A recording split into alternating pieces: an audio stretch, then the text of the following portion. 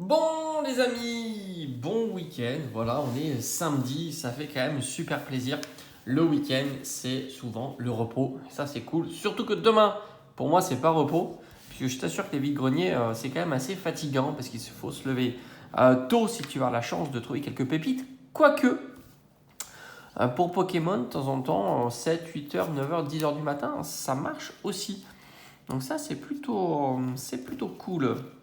Pour le coup, normalement, je pourrais faire quelques vides-greniers ce dimanche. Et puis, je pense qu'on commence à entamer les derniers vides-greniers.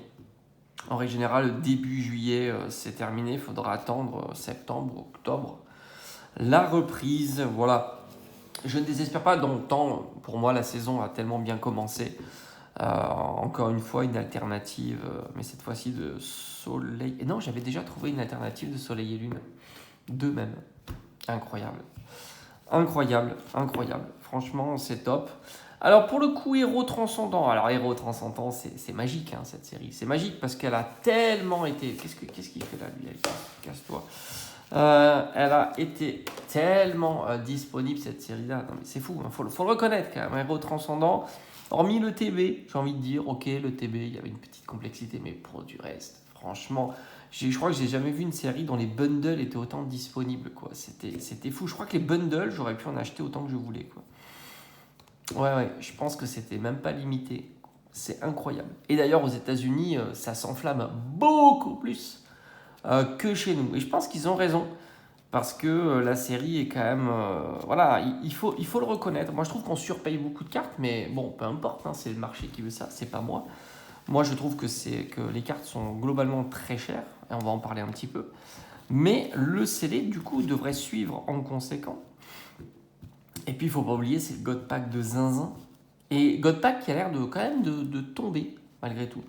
J'en ai vu beaucoup tirer des God Pack. Alors, évidemment, il faut ouvrir des boosters, mais ça a l'air d'être quand même plus possible, plus envisageable que 8.5.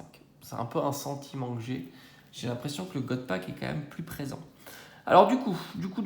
Alors déjà, tu as vu, peut-être qu'on aura des retours des retours des Pokébox qui sortent. Bon, franchement, j'en sais rien. Si ça va se concrétiser ou pas. En règle générale, on peut avoir des surprises. Moi, j'attends surtout un grand coffret. Je me dis, un giga coffret, c'est encore plus probable, je trouve, sur cette série-là. Puis je pense que voilà, ME 2.5, on va en revoir régulièrement, comme on l'a fait avec Zenith, comme on l'a fait avec 151. Comme on l'a fait un petit peu avec 8.5. Parce que 8.5, rappelle-toi, les mini tin box, c'était plutôt bien revenu. Donc le TB, on est aux alentours de 100 à 110 euros, donc elle s'inscrit typiquement dans toutes ces ETB comme EV8, 8.5, alors plus maintenant EV10, parce qu'à une époque EV10 c'était ça, c'est plus le cas. Le TB, je pense qu'on a encore une chance de retour. N'oublions pas qu'on est sur une série .5, et les séries .5 ont tendance à bien revenir. Donc ça c'est possible qu'on ait encore, mais en fait ça change. Le truc c'est que ça change rien. Sur des séries comme ça, si ça revient, j'ai envie de dire, ça changera pas grand-chose. Je te sors la pépite absolue. C'est vrai que c'est beau quand même. C'est quand même très très beau. Voilà. Magnifique. Donc ouais, moi je pense que globalement, même s'il y a, tu vois, ça va revenir, je pense que globalement ça change pas grand-chose. Parce que bon, le TB c'est quand même un item qui, dans le temps, reste très peu. C'est comme je disais, même si sur Héros Transcendant, globalement, on n'a pas eu de soucis pour récupérer des items, surtout, à ma grande surprise, les bundles, je pense que le TB reste quand même un item qui part très vite. Alors 100, 110 euros, 15 euros la carte promo. La carte promo fait du statique, mais enfin c'est normal. Je dirais pas qu'elle a très bien progressé parce qu'elle était toujours vers 7-8 euros à la sortie, mais elle a doublé, donc voilà. Moi, ce qui me surprend le plus, c'est le bundle, parce que le bundle, c'était 36 euros. Tu avais pas tellement de difficultés à mettre la main sur le bundle, voire même pas du tout de difficultés, je pense qu'on est nombreux à le dire. Et on commence à s'approcher petit à petit des 55 euros. Et quand tu vois le bundle version anglaise, qui coûte une fortune, enfin 151 a bien... 151, 2.5, Héros Transcendant a bien progressé. pour le marché anglais. Donc moi je pense que le bundle... Alors est-ce qu'il va revenir le bundle? Ça, c'est possible aussi. Parce qu'on fera peut-être comme 151. 151, il y avait pas mal d'opportunités de trouver le bundle. J'ai même pu moi en profiter. Je crois que c'était Noël 2024. Donc un an après la sortie de 151. Mais il n'empêche qu'au 151, on parlait de retour possible. Pour l'instant, on a l'impression que c'est terminé. Mais c'est peut-être qu'une impression. Tu sais comment fonctionne Pokémon.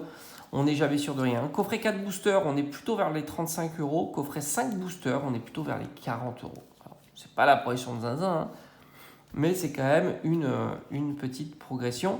Les coffrets MA, alors là, les coffrets MA, c'est pas mal aussi. Hein. Tu t'aperçois que ça grind pas mal, puisque c'était des coffrets, je crois, à 70 euros. Et là, on est à plus de 100 euros, voire même 110 euros pour ces coffrets-là. Et il n'y a pas de différence entre le Lucario et le garde-voie. Mais du coup, j'irai plutôt sur le garde-voie. Parce que le garde-voie, c'est... Non, pourquoi je dis garde-voie? J'irai plutôt sur le Lucario. Parce que le Lucario est un petit peu plus apprécié, même s'il diminue un petit peu. On était vers les 12-13 euros la carte. On est redescendu aux alentours de 10 euros. Il y a pas mal d'annonces, donc les gens ont envie de s'en débarrasser. Et moi, je pense que 10 balles et la garde-voie 6, prix exceptionnel. Voilà, moi je pense que ce sont des cartes qui ont des belles perspectives de progression, plus la Lucario, mais malgré tout, la garde-voie fonctionnera très bien aussi. D'ailleurs, on le voit dans la série, Ectoplasma est à 45, Dracolos 30, donc il y a quand même une petite différence entre les deux.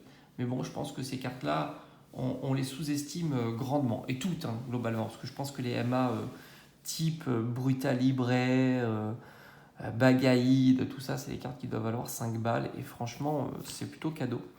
Moi, ce qui me surprend le plus, c'est les deux derniers items que j'ai te parler. Alors déjà, Mini Tin Box, on est à 17 balles, c'est quand même énorme, hein, Mini Tin Box. Hein.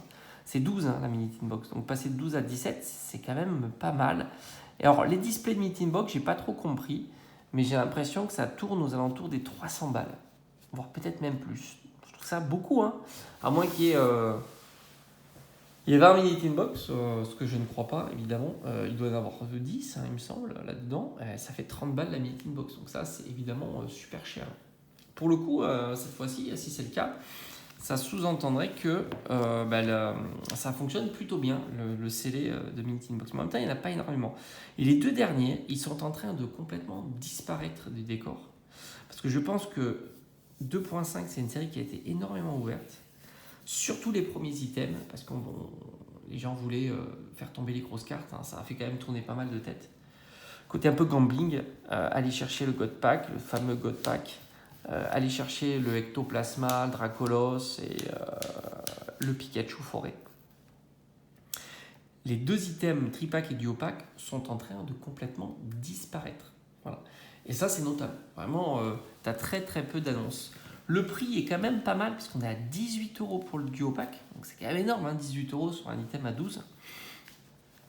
Et on est à 30 balles pour le tripack. Là aussi, c'est plutôt pas mal, 30 euros le tripack. Et comme j'ai dit, ces items-là commencent à disparaître. Et c'est intéressant, parce qu'en termes de scellé, il y a quand même une question de rareté de l'item. Et ça va évidemment à un certain moment peser sur les perspectives de la série. Alors, sur les cartes, pour moi, il n'y a rien à dire. Méga Ectoplasma à un peu moins de 800 balles. C'est très cher, évidemment. Je ne dis pas que cette carte-là ne mérite pas plus tard ce prix-là. Oui, plus tard, pourquoi pas. Tout comme le Pikachu Forêt à 800 balles. D'ailleurs, on voit quand même que le Mewtwo, il y a une tonne d'annonces de la carte Mewtwo et du coup, il ne se vend pas spécialement bien. Et il diminue, on est plutôt vers les 350 euros. Je ne serais pas surpris de le voir si la quantité d'annonces continue à résister comme ça, de le voir la carte encore diminuer. Parce que on voit il y a énormément de cartes disponibles spécialement pour la Mewtwo. Donc je ne serais pas surpris.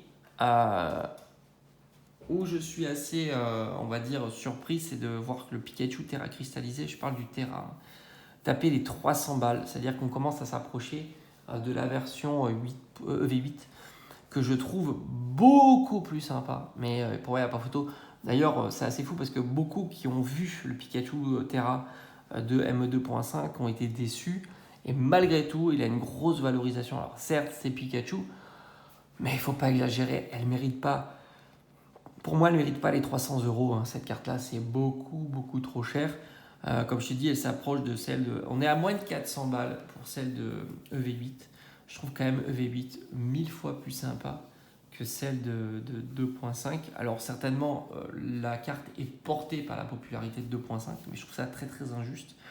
Et enfin, on a donc, globalement, voilà, les alternatives, c'est pareil, Dracolos à 500, c'est voilà, de grosses alternatives.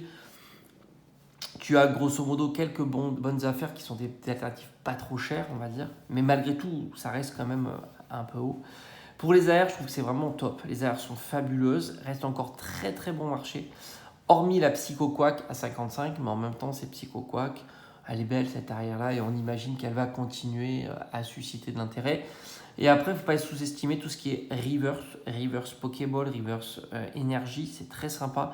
Il y en a une qui sort un petit peu du lot, c'est le Rayquaza Énergie Dragon, qui tape les 4-5 euros.